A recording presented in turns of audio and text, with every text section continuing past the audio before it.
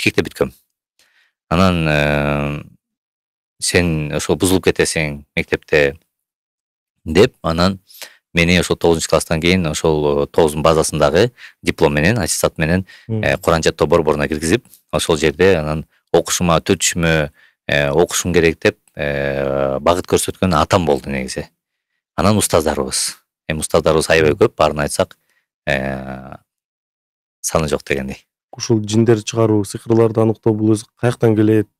Эмне көбүнчүлөр айтат го, бул бир баардык адамда боло бербейт, буга үйрөнсө болбойт деп.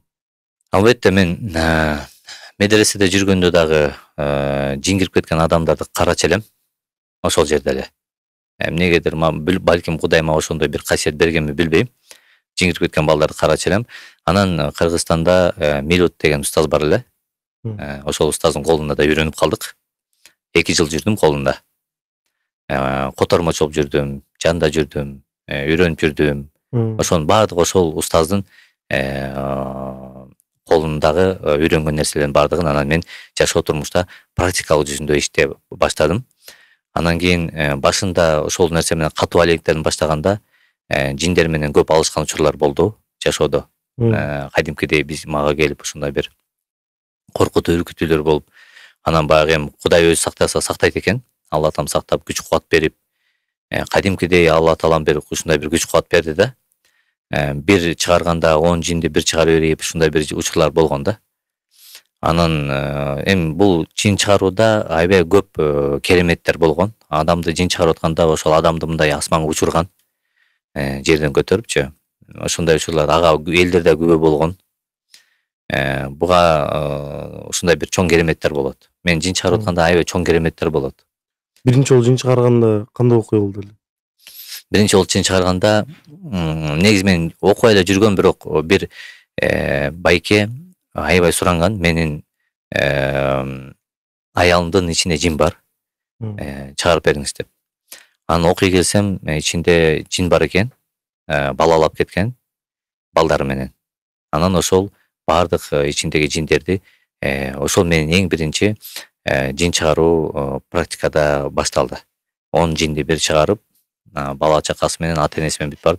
Болгондо да алардын баардыгын мусулман кылып, ислам динин кабыл алдырып, анан чыгарганга туура келди.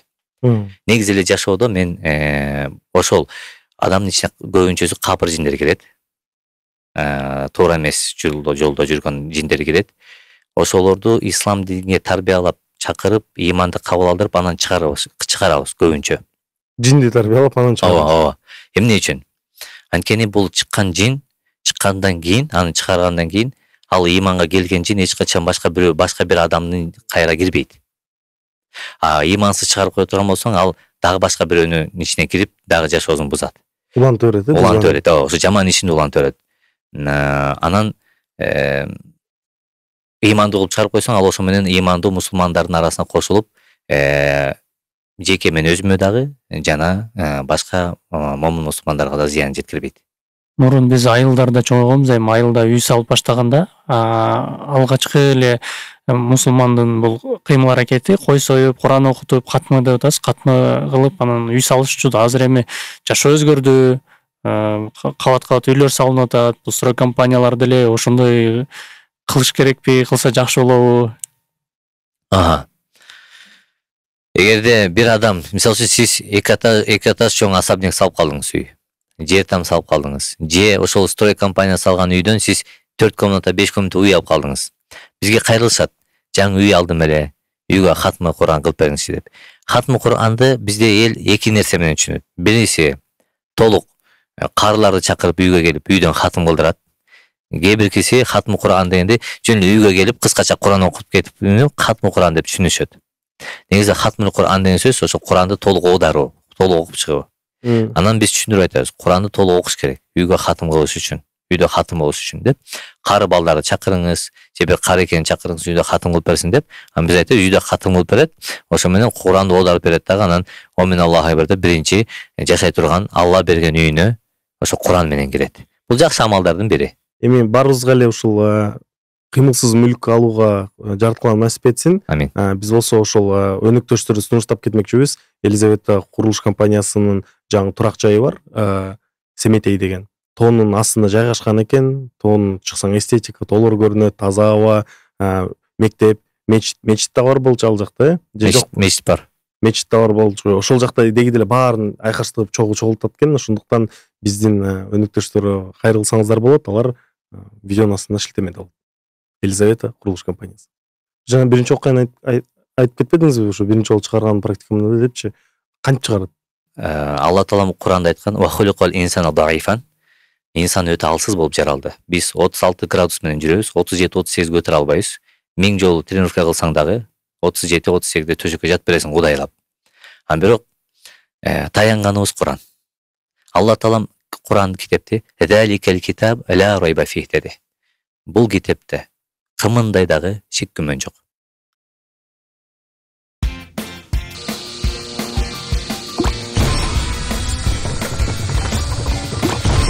Дагы шек күмөн жок. Кайсыл жакка? Худаллил муттакин. Таквалар үчүн туура жол табууга. Ва шифаул лима фи судур. Ар бир ички руханий жан дүйнөгө бул шифа деди. Ошол аяттарга биз таянуу менен, ошолорго ынануу менен, ишенүү менен не кылабыз? Жиндерди ыйык Куран аяттар менен окуп күйгүзөбүз. Алла Таалам Куранда башка бир аятта Бакара сүрөсүндө "Фалистажибу ли ва лиумину би" Алла Таалам: "Эй Мухаммед, айткының сен момун мусулмандарга, алар мага ыйман келтирсин жана мага толук ишенсин" дейт. Лааллахум яршудун, ошондо алар туура багыт, издеп жүргөн багытын табышар деген. Биз Кудайга толук ишенмейин, Кудайга толук таянмайын, биз туура багыт таба албайбыз. Демек, жүрөктө 100% ишеним болуш керек. Алла Таалам Куранда бул шек күмөн жок дегенден кийин, бул китепте шек күмөн жок, толук ишенебиз. Ошол ынануу ишенүү менен биз анан ыйык аяттарды окуганда, Куранда атайын тандалынган аяттар бар. Жин шейтандарга каршы. Ошолорду окуу менен биз адамдардын ичиндеги жиндерди күйгүзүп, окуп анан кийин чыгарабыз. Бул дагы Кудайдын буйругу менен, менин буйругум менен, менин колуман менен эчтеке келбейт, Алланын буйругу менен. Ошондо мындай эгер практикалык түздө мындай сүрөттөмөлөп айтып берсе, мындай подробныйрачы кандай болот? Ошо сиз Куран окуйсуз. Эң биринчи биз Фатиха сүрөсүн окуп баштайбыз. Фатиха Курандан бет ачары дейт. Биринчи аны кармайсыздар да же? Жок, мисалы мындай, кээ бирки жиндер бар, Куран окуп дем салсаң дагы өзүнүн бар экенин билдирбей, ушундай бир куу жиндер бар. Мындайча айтканда хитрый, куу жиндер бар, ичинде отура берет. Куран аяттарын тоготпой. Анан аларды биз жаткырып алып, дагы текшеребиз. Өзүнүн жол жобосу бар, эми аны бул жерде эмеске көрсөтө албайм. Бирок кулагына биз катуу Куран окуп азан айтуу менен, анан өзүнүн дагы бир жол жобосу менен биз анын ичиндеги жинин, баягы бекинип куу болуп жаткан жиндерди сыртка контактка чыгарганга аракет кылабыз. Контактка чыккандан кийин анан биз ошол контактка чыккан жин менен сүйлөшөбүз. Ким киргизген, качан кирген, каяктан кирген, эмне максат, бүт баарын сүйлөшүп, ал жин дагы биз көбүнчө жиндер калпайтып коет, биз ага ишенбейбиз. Бирок ал калпайтпоо үчүн дагы биз дагы өзүнчө процедураны колдонобуз. Эмне калпайтат? Калпайтат, мисалы мен мусулманмын деп коюшу мүмкүн капыр жин. Мени досу киргизген деп калпайт, жаман досу менен араздаштырып коюшу мүмкүн калпайтып. Ошондой калп болбош үчүн биз бир эле процедурада эмес, бир нече процедурада жинди Куран аяттары менен күйгүзүп отуруп, ошол эмне максатта, кандай максатта, качан киргенин, аялбы, эркекпи, канча жашына кирген баардыгын сурап билип, анан кийин аны биз албетте ошол эле учурда булар негизги эле жалпысынан келгенде Куран окуа деп жалынат. Анткени Куран окуганда булар күйөт. Анан эмне себептен күйөт?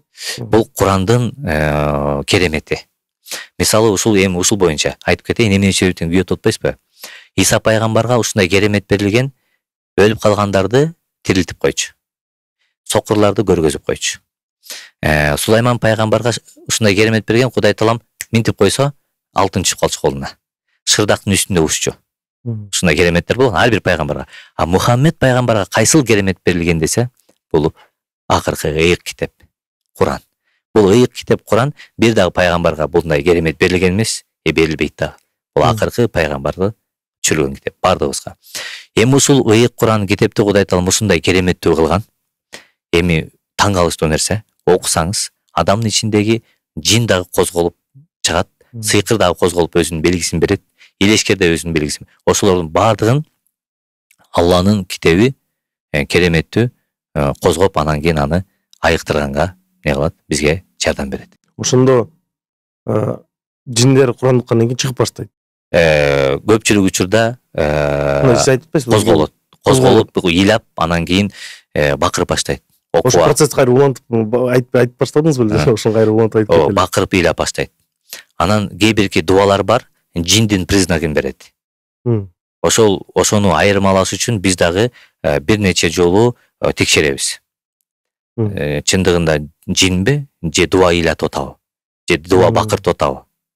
Кээ бир учурда дуа бар, ичинде жүгүрүп жүрө берет. Аны кузуу менен, кузгундук менен, оозу менен кузуп, же ичи өтүп кетет. Ушундай ыплас нажас менен чыгат. Же тиш аркылуу тиш ириңдеп ошентип коюлат. Кулагынан ириң агып кетет, мурдан агып кетет. Ушундай нерселер болот. Кадимкидей агып кетет. Ооба. Арке жиндер кандайдыр бир мындай өзүнчө бөлүнүшөбү жиндер, ар кандай жиндер болуп, анан кебетеси мындай көрүнөбү? Негизи адамга көрүнүшү мүмкүнбү алар? Эң жакшы суроо. Азыркы учурда мен жана айттым го, азыркы учурда адамдар көпчүлүк элескер менен ооруп атат.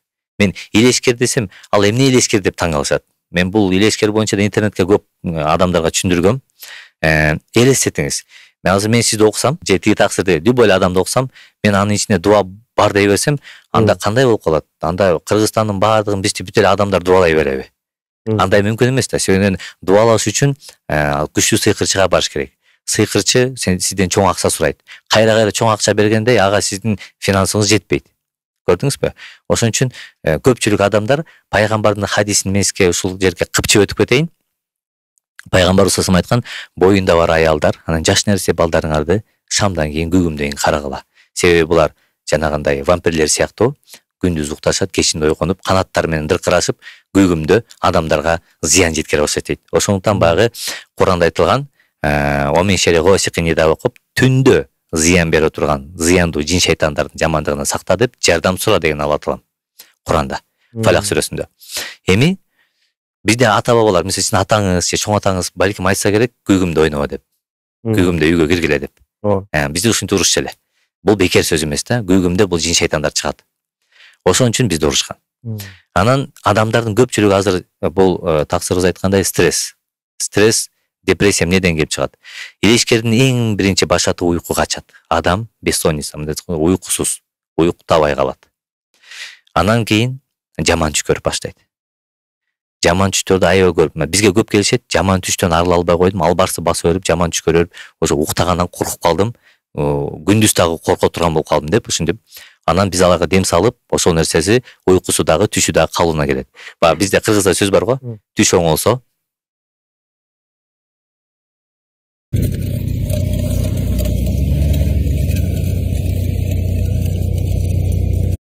ошол нерсеси уйкусу дагы, түшү дагы калууна келет.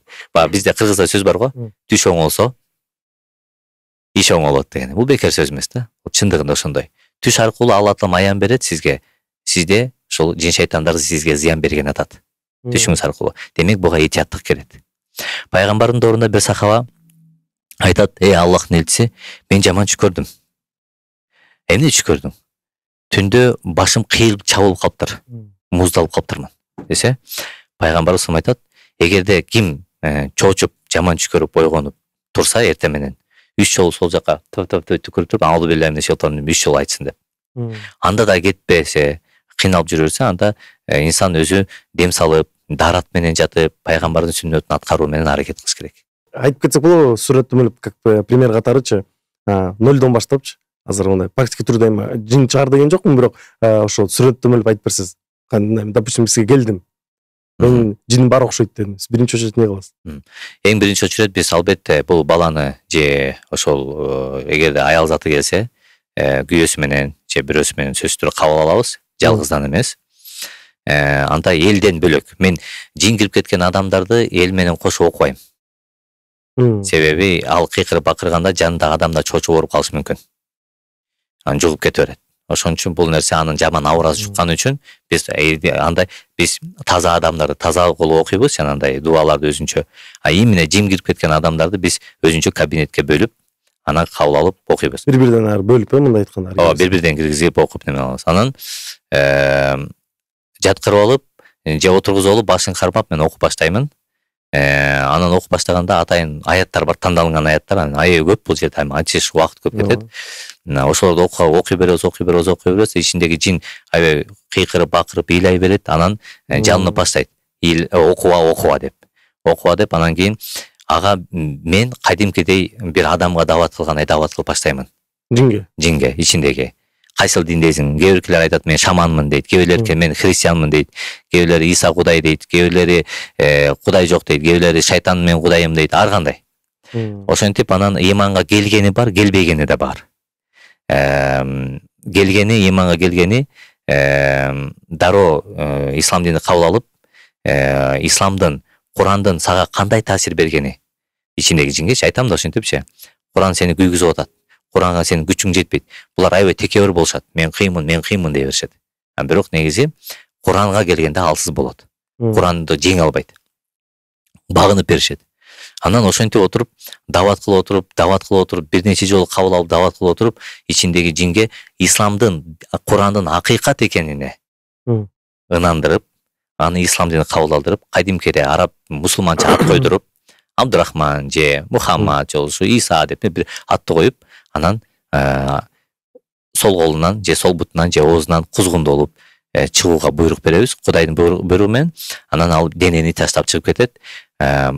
Денени таштап чыгып кеткенден кийин бул инсан кадимкидей жаңы төрөлгөн баладай болуп калдым деп сүйүнүп өзүнүн ыраазычылыгын айтып кетет.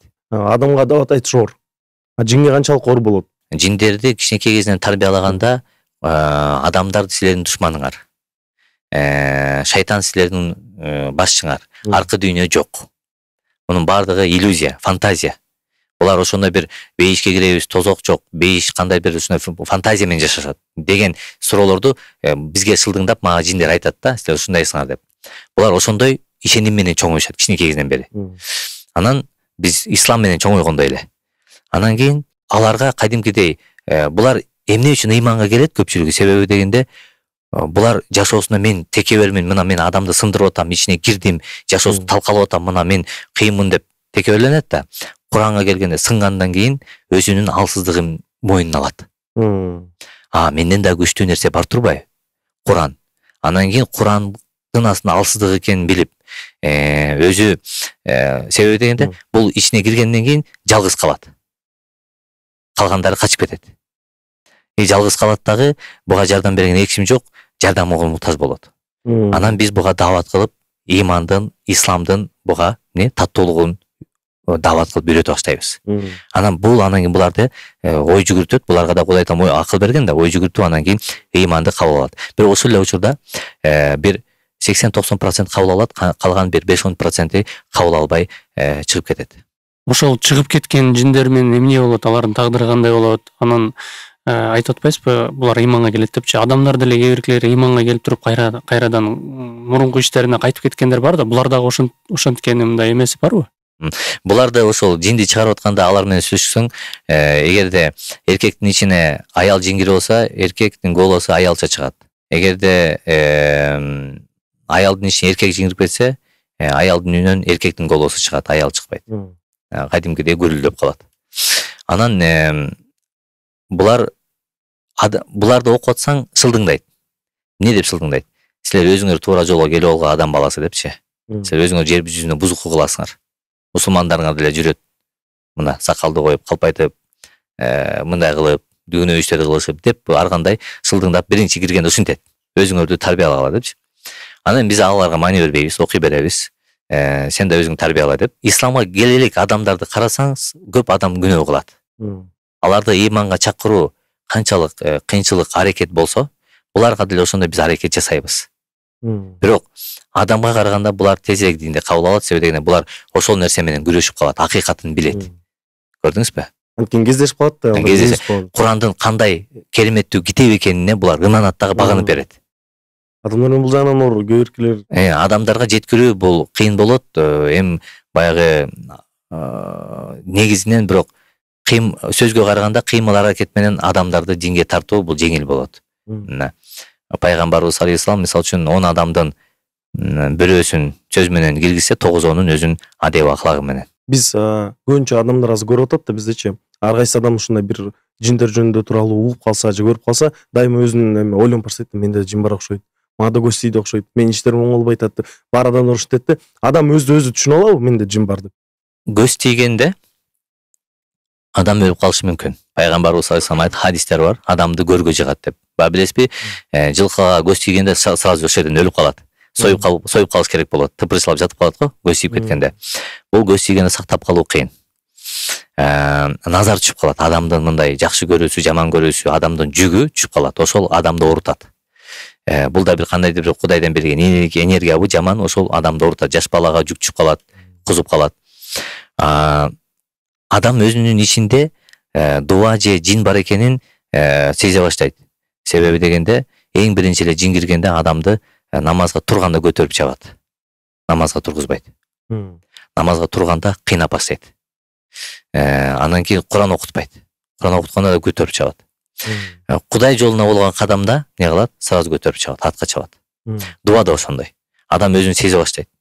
Кайра анан эң жаман жерлери жанагындай адамдын ичине жиңирип кетсе, күскүгө көрүнгөндө өзүнүн кебетесин эмес, башка кебете көрүнө баштайт. Жа кинодогулардай болуп. Ошол нерседен чочуп, мен күскүдөн өзүмдү эмес, башка нерсени көрүп атам. Деп анан кийин дем салдырган келишет. Кадимкидей түндө уктап атканда келип, аны кыйнайт. Ушундай учурлар көп болот. Анан дуаланып калганда адам көбүнчө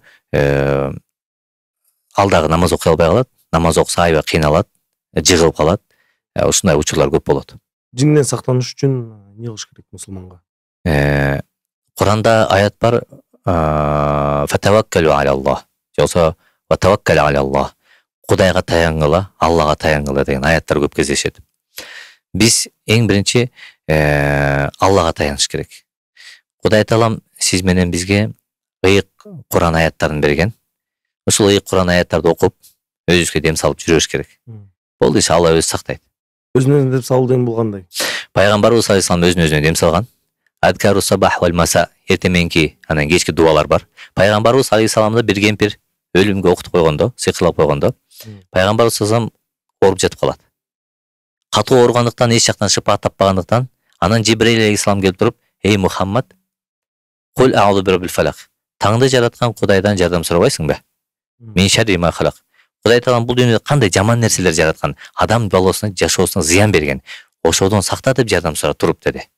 Омен шари гайсыкыны да окуп, жана түндө келе турган зыяндуу нерселерден, түндө сизге малким жер чаян зыян береби, жиндер зыян береби, же түндө бир апат болуу, бардык жамандыктардан. Омен шари нафататил уқуд, Пайгамбарыбыз алейхиссаламды кемпирди окуткан. Ошон үчүн бул жерде женский роддо айтылган, ошол ургаачы кемпирлерден, түйүн түйгөн, жиптеп сөп деген кемпирлерден сакта, аялдардан. Омен шари хасини да хасад, балким сиздин көзүңүзчө сизди күлүп, сизди макташы мүмкүн, бирок ичинен көрө албаган, ичи тар адамдардын сакта деп жардам сура деген. Ушул сүрө түшөт, Пайгамбарыбыз саллаллаху алейхи вассалам окуткандай, анын өзүнө кечке дем салып атып, дуасы чечилет. Пайгамбарыбыз саллаллаху алейхи вассаламдын бир күнү өткөн эмес, өзүнө дем салбай коюу эртемен кечинде балдарына, неберелерине күнүгө дем салчу. Демек бул сүннөт. Жин чыгарган адамдар, негизи жиндер менен иштешкен адамдар таква болуш керек деп коет. Анан бир улуу кишилер менен сүйлөшүп калсак айтат, булар көп жыл жашагандыктан ошол жин чыгарган адамга айтат экен, мен сенден болбосо дагы сен урпактарыңа зыян келтирем депчи. Ошол канчалык чындык? Түшүнүктүү. Ушул эле учурда кайра эле келип туруп, баягы башындагы сөздөргө айтып келели. Жиндерди сөзсүз түрдө иманды, исламды кабыл алдырып чыгарыш керек. Ампеси кайра келет. Иманды, исламды кабыл алдырып чыгарсак, аларга даават кылсак, биринчиден пайгамбардын хадиси бар. Эгерде бир адамды ислам динине киргизсең, бул дүйнөдөн жакшыраак деген хадис бар да. Эми жинди киргизсеңиз канчалык соо чоң. Имандан алсап жүргөн. Анан ошол ар бир жинди киргизсең, Кудайдын астында сиздин даражаңыз көтөрүлөт. Бир жиндин, адамдардын жашоосун бузуп жүргөн жиндин иманга келип калышы дагы сиз үчүн бир чоң мындай результат да. Жыйынтык.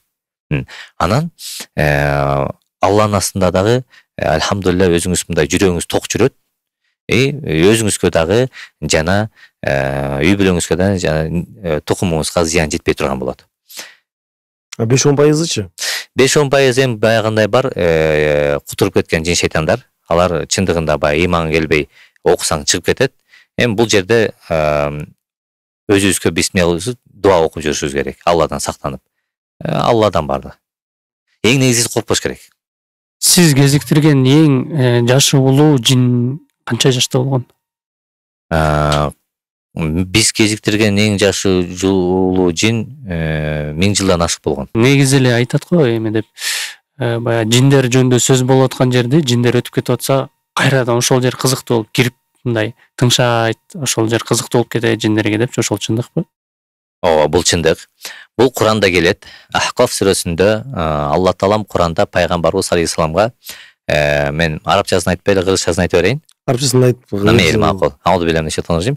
Ва из сарафна илейка нафаран минал джинни ястамиуна ал-Кур'ан. Алла Таалам пайгамбарга жиндердин бир тайпасын жөнөттү дейт. Куран угуу үчүн. Анан алар деген фалемма хадаруху калу ансыту, алар ошол тайпа келип туруп пайгамбардын Куран окуп аткан жерин келип туруп акырын тыңшап угушат дейт.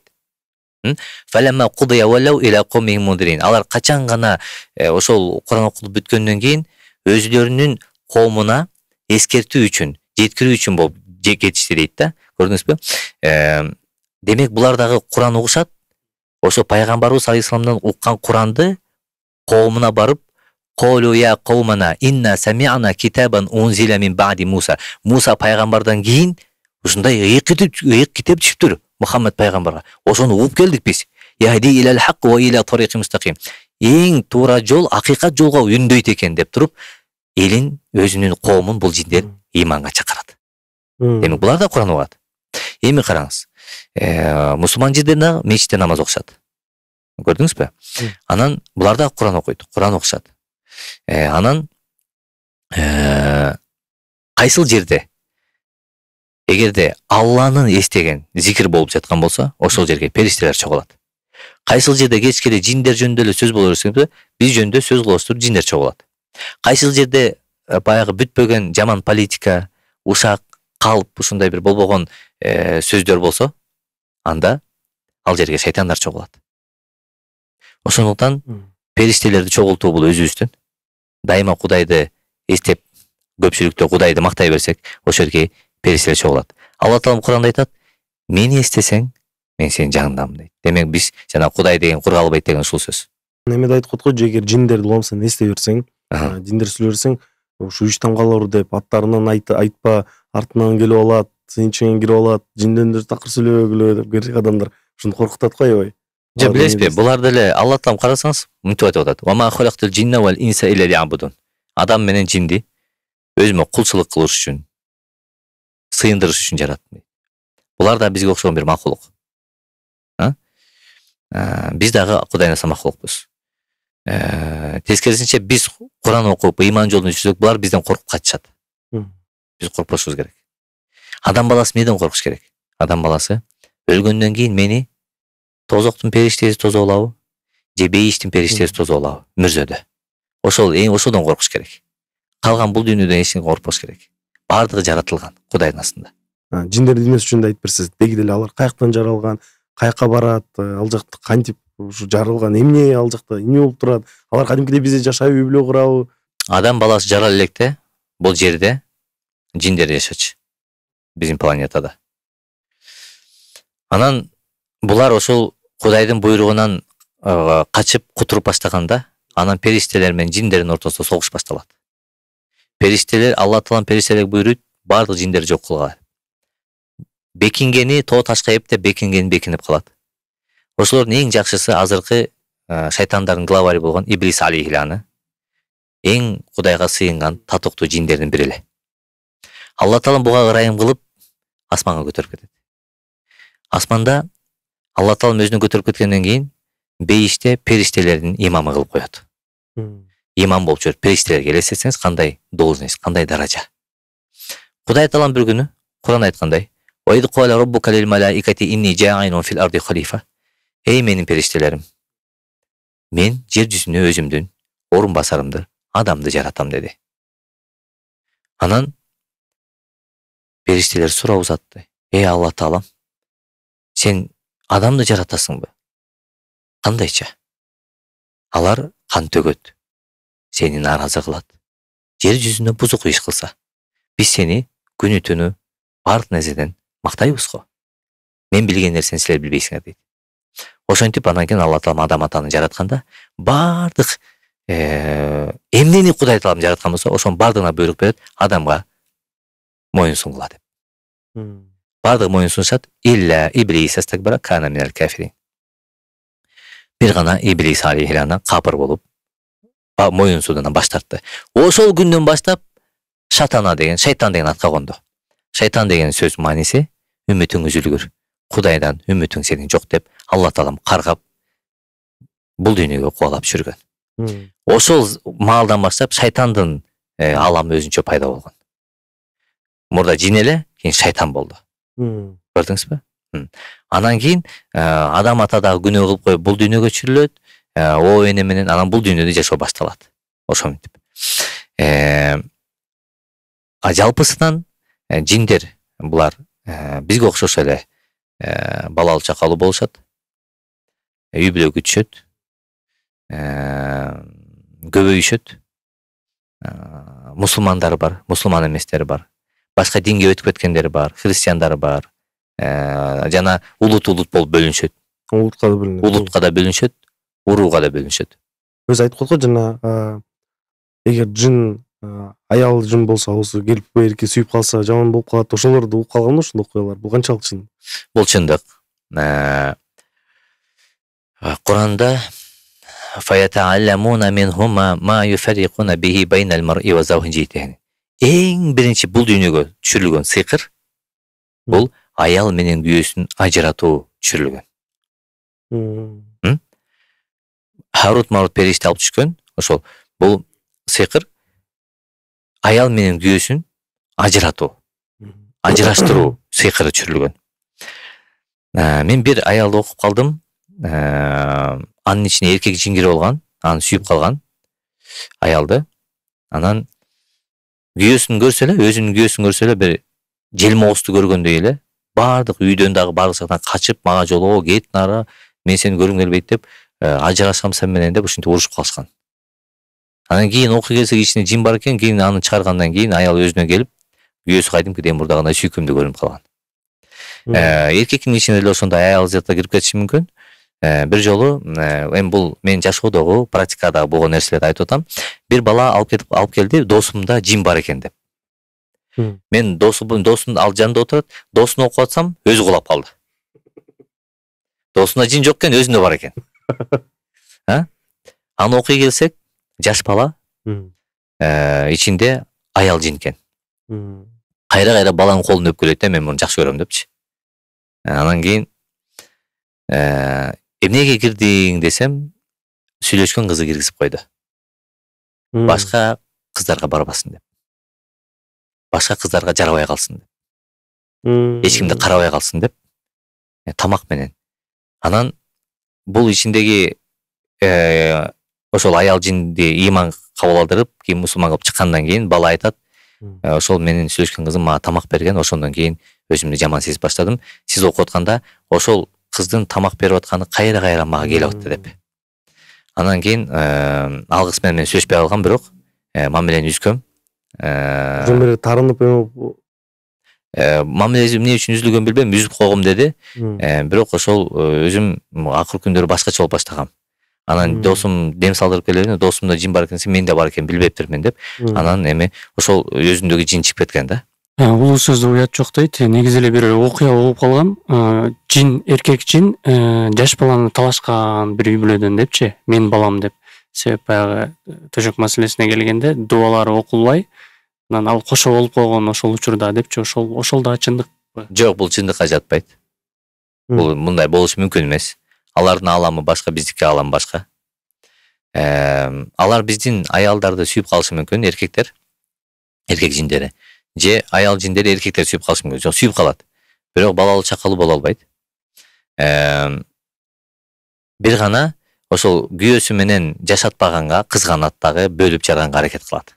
өзү жыма салса келген баары ушундай да, өзүң сезиш оор да. Бул ушуну мен ойлоп койдумбу же чын эле ошондой болуп атабы деп. Өзү бул дүйнөдө деле ушуну сезиш оор го. Сиз өзүңүз үчүн кантип чечесиз ушул ишиңизде, сезимдериңизди?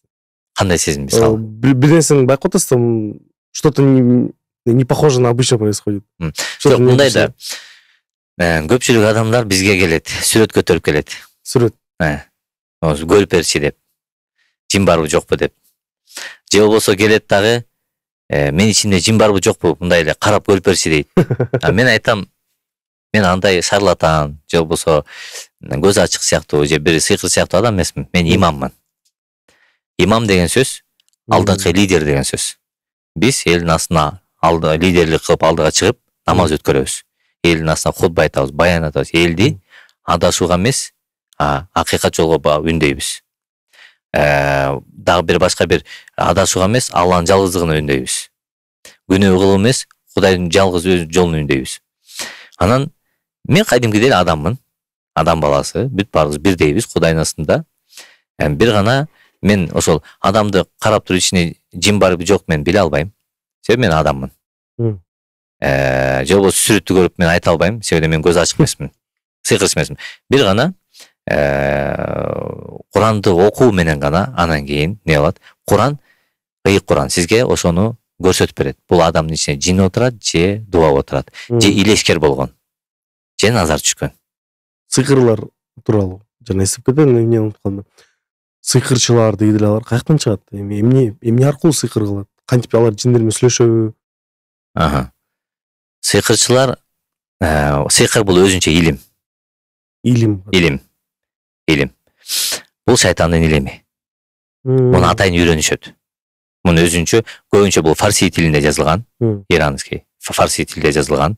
Ошо атайын китептери бар, ритуалдары бар, атайын сыйынып, ошол нерсени кылып, сүрөттөр менен тартып, ошо бүт бардыгы шайтандын амалдары. Чын эле ошондой адамдар бар, окуйбу анан. Ошону үйрөнүшөт, атайын башка мамлекеттерге барып үйрөнүп келишет.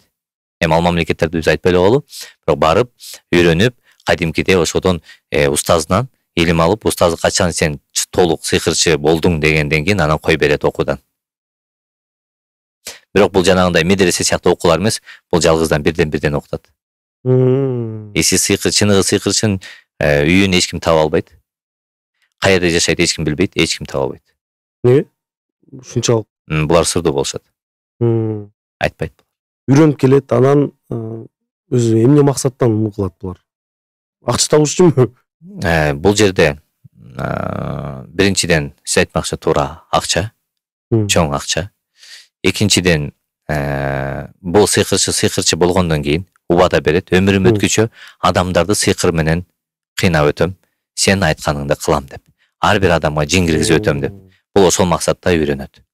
Анан шайтан ошол убаданы мун менен договор кылат, мындайча келишим түзөт дагы. Ошол үйрөнүп келгенден кийин бул адамдарга зыян жеткирип, сыйкыр кылып, жин киргизип турбаса, шайтан муну кайра өлтүрөт, кыйнайт. Акча деп калса булар канчалык чоң акча булар сыйкыр? Ар кандай, балким $5000 алат бир жинге, балким $1000 алат киргизгенге. Прям кадимкидей ушунтип эле бизнес катары эле ушунтип ставка болушу мүмкүн, ооба. Кызыктуу экен го. Айтып атпайсызбы, ушун шайтан менен договор кылат депчи? Бизде подкастка бир жолу Арген Сигма деген бала келген, тиктокер, популярдуу блогер. Анан айтып калганда, Голливудда ушинтип контракт түзөткөн. Сени дүйнөлүк популярдуу кылабыз, бирок сен биздин айтканыбызды кылышың керек деп. Ал бар нерсе. Алда бар нерсе. Ошол дагы сыйкырчылар аркылуу болобу же ким аркылуу болот? Жок, сыйкырчы, мен сизге азыр айттым, сыйкыр бул кадимкидей эле илим. Үйрөндү. Биз мисалы үчүн медреседе канча жыл окуп, илим алсак, Алланын жолунда, булар шайтандын жолунда ошондой илим алышат. Жылдап. Анан толук сыйкырчы болгондон кийин ал жактан батасын алып чыгат дагы, анан барып туруп өзүнүн жумушун улантат. Анан бул кайра өзүнө да бир шакирт даярдап башка бирөөгө калтырып кетет. Азыркы учурда сыйкырчылар абдан көп болду, себеби дегенде, балким эми бул жерде да Кудай таалам кимге иман берсе берет, бербесе бербейт да. Кимде сыйкырчы тагдырга жазылганын көрөт. Балким ошол нерсеге татыктуу сыйкырчы болууга, шайтандын жолуна жүрүүгө татыктуу, шайтан кандай каргыш калса ошондой каргыш калганга татыктуу болгон, тагдырына ошол нерсе жазылган. Мен да ошо көп окуяларды угуп калгам да. Анан эң кызыктуусу, бир атын айтпай элем бирөөнүн үйүнө баргам. Барганда ушинтип айтып берип атат да, окуйнчу, биз ушинтип сыйкырлап койгон окшойт деп турчу.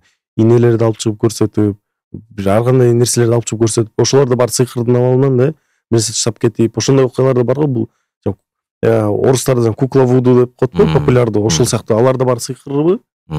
Сыйкыр орустар деле сыйкыр кылат, кыргыздар деле сыйкыр кылат, ар бир улутта сыйкырчылар бар.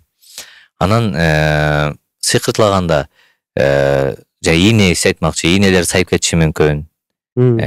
Же жоолугун, же носкисин, футболкасын урдап кетиши мүмкүн. Ошонун жыты калат да, бир адамдын ийнеликеси жыты калат. Ошого окутушу мүмкүн. Сүрөтүн алып барып мүрзөгө көмүшү мүмкүн. Сүрөтүнө жанагындай ийнелер сайып куклага чапташы мүмкүн. Иш кылып ар кандай ритуалдарды кылышат. Же тамакка кошуп берип коюшу мүмкүн. Мисалы үчүн, же болбосо аялдар өзүнүн этек кирин окуп туруп шорпого кошуп берип коет, мисалы үчүн. Күйөөсүнө ошондойчулар көп болгон. Жана башка. Сыйкыр кылуунун жолдору абдан көп. Ар бир нерсеге кылат абдан. Бирок жаман ыпласына, тырнактарга кылат, чачтарга кылат.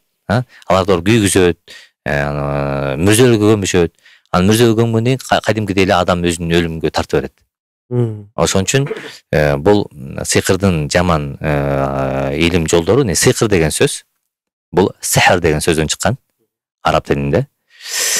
Мааниси урдап алуу. Түшүндүрмөсү. Демек, биз сихрди сыйкыр дейбиз. Сыйкырлап коюптур деп кыргызча. Эмнени урдап алат? Сыйкырлаганда адамдын акылын урдап алат, жинди болуп калат. Кыргызда сөз бар, дуа дуана кылат деген. Дуана деген сөз жинди деген сөз. Дуа жинди кылат. Анан адамдын сүйүүсүн урдап алат. Аялы менен күйөөсүнүн ортосундагы. Экөө ит мышык болуп калат. Бир туугандардын ортосундагы сүйүү махабатты урдап алат. Бир туугандар бири-бирин каматкан, бирин-бирин өлтүргөн бир туугандарды мен көп көрдүм жашоодо. Андан кийин болбосо бардыгы бир уяда чоңойгон. Бир ата менен бир эненин балдары. Ыйман тарбиясынын жоктугунан болор болбогон бир тыйын тыпырды талашып, же аялынын сөзүн угуп, же бирөөнү ушул сыйкырлап коюп, ошентип туугандар да бири-биринен кечүүдө. Демек, бул сыйкырлаган адамды инвалид кылып койсо болот. Оорукчан кылып. Ага, мына бизге канча адамдар келет, медицинада таптазамын дейт, бирок ооруй берет. Барган сайын ден соолугу кетип атат. Нерселер болуп атам. Баспай калат. Аппараттан таптаза, анализ таптаза. Бирок жылдар бою, айлар бою оорудан баш чыкпайт. Ошолор биз диагноз коюп, анан кийин алхамдулилля толугу менен жакшы болуп кетип атышат. Анан мен сизге жана айттым, ошол нерсеге кайтып келейин, мен айтып барып унутуп калыптырмын. Кыпчып өтүп кетейин. Сенде дуа бар, сенде дуа бар, сенде дуа бар дей берсек, анда баардыгыбыз деле окутабы адамдар, андай эмес да. Азыр адамдар, жана пайгамбарыбыз айткандай, жиндер өзүлөрү дагы адамга зыян берет. Илескер оор менен ооруп атышат. Азыр мага көпчүлүк келгендер баардыгы диагноз, мен диагноз коем да, сенде дуа бар, же жин бар, же илескер бар деп. Ошону апрелет этиш керек. Ошону толук мындай билиш керек. Кайсынысы мунун оорусу, неме ооруп атат. Мен медицинага барсаңыз, врачка барсаңыз, сизге башым ооруп атат деп барасыз. Бирок бут оорунун дарысын берип коет, айыгасызбы? Айыкпайм. Айыкпайсыз. Көрдүңүз? Демек, диагноз туура эмес. Бул да ошондой. Илескерди дарылаган өзүнчө. Анан илескер бул көпчүлүгү жана уйкусу качат, жаман түш көрөт, көзүнө көрүнүп баштайт. Эпилепсия. Эпилепсия бул жин оорусу. Сырттан. Талмасы кармап тырышып калат го, ооз көк тилин чайнап. Ошол эпилепсия. Ошолорду да биз айыктырабыз. Алланын буйругу менен. Ыйкуран. Судорожность. Судорога болуп баары титиреп, ошолорду биз дем салып айыктырабыз. Буга мен алхамдулилля 100% мен өзүм кепилдик берем. Неге? Ыйкуран аяттары менен. Мен жашоо практикада жашоомдон мен 20 жылдын ичинде канча эпилепсияны биз айыктырдык. Жылдап жүргөн эң күчтүү препараттарды берет, жанагындай эпилепсияны нерв системасын өлтүрө турган. Ал убактысынча, бирок анын побочный эффекттери аябай жаман көп. Аны ичип берсе, адам болбой калат. Ошон үчүн биз ага жеткирбей, адамдарды окуп, Куран аяттары менен тезирээк айыктырып, ошол нерседен айыктырганга аракет кылабыз. Бирок алхамдулилля баардыгы айыгышат. Илескер деген ошол сырттан келип, жин эки түрдө урат. Бирөө сыртынан көзүнө көрүнүп, кулагына угулуп калат. Жиндер көзүнө коркуп, чоң кишиге, кичинекей бала да коркуп, бирөө турат дей берет. уктабай калат. Анан ичине кирип кетет. Ичине кирип кеткен бул адамдын ичине кирип кетет, ичинен башкарат. Бул көбүнчө 97-98% сыйкыр менен. Сыйкыр менен, буйрук менен, өзү кире бербейт, буйрук менен. Сырттан урган, жанагы көзүнө көрүнүп калган бул жаш балага же болбосо адамга ийлешип алат, сыртынан жармашып алат. Ошол учурда мага Москвадан бир бала чалды. 14 жылдан бери эпилепсия менен ооруйм. Сизди TikTok'тон көрүп калдым, Instagram'дан, интернеттерден көрдүм. Эпилепсияны аяктардыңыз. Эпилепсияңыз эмне болуп башталды десем, кичине кезинде мени ит капканда мен чочугам. Ошондон кийин тырышып жатып калгам, ошондон башталган дейт да. Жакында эле мага бир кызды алып келишти, 15 жашар кыз, азыр деле келип атат мага. Мен толук айыгып бүткөндөн кийин буларды кой берем. Бирок келип атат апасы менен. Бул кыз көчөдөн кетип баратканда, светофордон өтүп атканда сигнал катуу берген, артынан машина келип катуу чочуган. Аябай катуу бакырып чочугандагы кыздын өзүнө аран келген, кыздын айтуусу боюнча үйүнө баргандан кийин кечинде эпилепсия башталган. Сударыга кармап, эпилепсия кармап, анан бул такыр кой бербей, больницага жаткырышкан, скорый менен алып барып, анан аппаратка түшүп калды. Дем ала албай. Анан жана немелер бар го, аппараттар, дем алдыруучу, кислородный. Ошол менен дем алып калган кыз. Сударыга эпилепсия кармайт, адышка болот, дем жетпейт, анан аппарат кет. Ошентип, мен больницага барып дем салып бердим, аябай суранган, тяжелый дегенден больницага барып дем салып бердим. Сразу айттым, бул илишкер дедим. Кызыңыз катуу чочуган илишкер. Соросун алып келген мага дедим. Мечитке күнүн алып келип атышып, азыр Кудайга шүгүр, аппаратка отурбайт кыз, эпилепсия жок, сударыга жок, толук айыкты. Бирок дагы толук айыгыш үчүн мен кичине дагы окуп жатам азыр. Бул апасынан өзүңүз сурап алсаңыз болот. Апасы азыр мага күнүгө келет. Акыркы жолу сиздин дем салганыңызга барганда көргөндө бөлөк диндеги адамдар дагы келип жүрөт экенсизге. Ошолор тууралуу айтып берсеңиз. Кээ бир учурда болуп калат, орустар келип дем салдырат. Кээ бир учурда жашоо практикада болгон, церковьте попторду жөнөткөн, бар дем салдырып келди. Ошол менин практикамда болгон. Мы не справляемся институтта. Дем салдырып мени ошо немеди жөнөттү, биздин папабыз жөнөттү.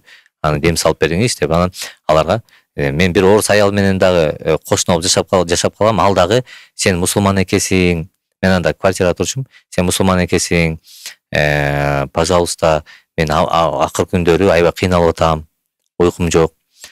Сиз өзүңүз силерди тазалабайбы десем, жок, мен агаларга көп деле ишенбейм. Силер мусулманчылыкта ушундай окуйсуңарго, жанагы ыйык китебиңерди мага дем салып берсе деп суранып калды. Почитай меня деп. Мен окуп жүрдүм. Окуп жүргөндө аябай жакшы болуп калдым, сонун болуп калдым, аябай ыраазычылык айтып. Анан ар бир кирген сайын мен дават кылып бердим. Дават кылып, анан ыйманга почти что келейин деп калган. Тилекке каршы жашоо турмуш, баягы ойлогон ойду кыстаган турмуш жигиттей, башка квартирага көчүүгө туура келип калды. Анан бул көп жыл мурун. Анан кийин мен ошол жерден көчүп кетип, анан дават кыла албай калдым. Ошо менен ошондон ары.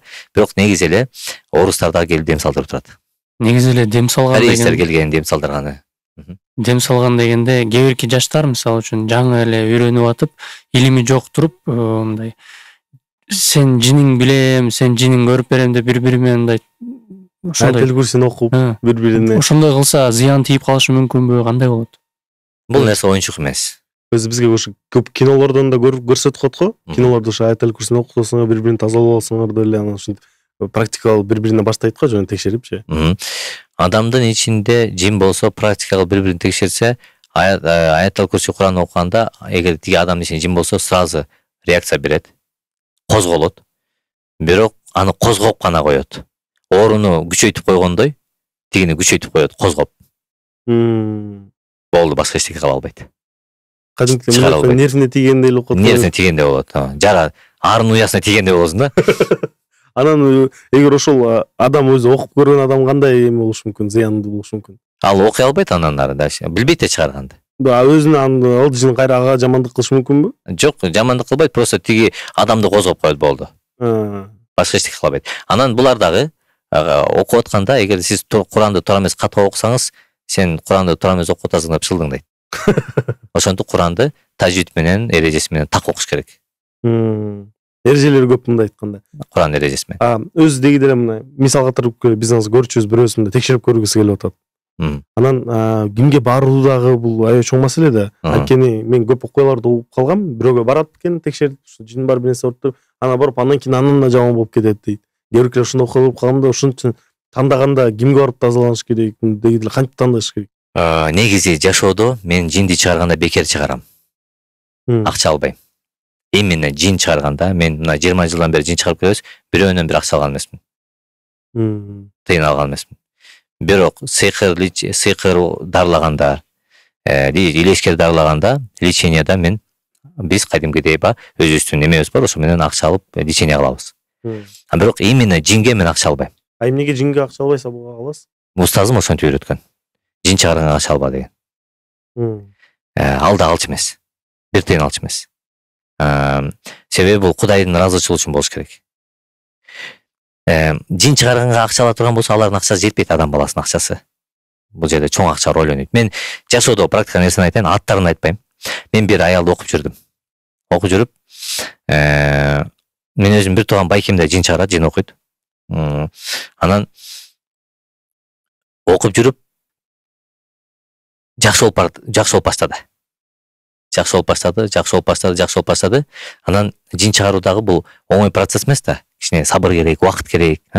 Анан булар өзүнүн байкесин уккан. Паланча жерде бир жин чыгарган күчтүү бөлөө бар экен. Чыгарып кеткен сразу. Макулда алып барышат. Ал 15 минутасына $1000 дейт. 15 минутага $1000 беришет. 15 минут окуйт, жин чыкпайт. Кайра күчөп кетет оорусу. Биз айыктырып келаткан оору кайра күчөйт. Күчөйтүп коет. Анткени тура эмес. Анан кайра ош бетер күчөп кеткенден кийин булар кайра тиги кишиге барса, дагы 15 минутта $1000 дейт. Анан бере албайт да, ар бир 15 минут сайын. Анан кайра бизге келет. Ушуна кылдык элек, күчөп кетти вообще. Биз араң айыктырып келесиң. Сен кайра күчөйтүп алып, артык кылам, тыртык кыла бересиң. Мисалы, анда ошол жака окуп бер деп кетирдим, да, мисалы. Андай биздин менетти баалабагандан кийин, тем более биз Аллах ыраазычылыгы үчүн бекер чыгарып берели деп атсак, биздин менетти баалабай, ошондой башка жакка баратса, андай адамдардын бизге кандай кажети бар? Мисалы, ошон үчүн баягы ушундай адамдар бар экен, 15 минутта $1000 уккан, же болбосо жин чыгарып берем, момча $1000 бересиң дегендер болот экен. Мен бул туура эмес себеби дегенде, биздин эл ал акчаны көтөрө албайт. Туура, жин чыгаруу өтө сложный, жоопкерчиликтүү процесс. Ар бир адамдын колунан келе бербейт. Аябай кыйын бул нерсени. Муну чыгарып жүргөн адам билет. Операция кылгандан да жаман бул. Сложный процесс. Бирок ошол нерсени баягы чыгарып аткандан кийин ошол менетине ошончо чоң сумма сурасаңыз, көпчүлүк эл бере албайт, биздин карапайым калк бере албайт. Ошон үчүн карапайым калк бере албаган үчүн биз элге мындай кызмат кылалы деп ушул жагын бекер кылып койгонбуз. Кээ бир акча алат деп атпайсызбы? Менин угушум боюнча ушул жинди чыгарган адамдар, жин менен иштешкен адамдар, алар өзүнө да таасир этет, иштешкен оор болот деп ушуну бир угуп калгам да. Сизге кандай таасирлер берет?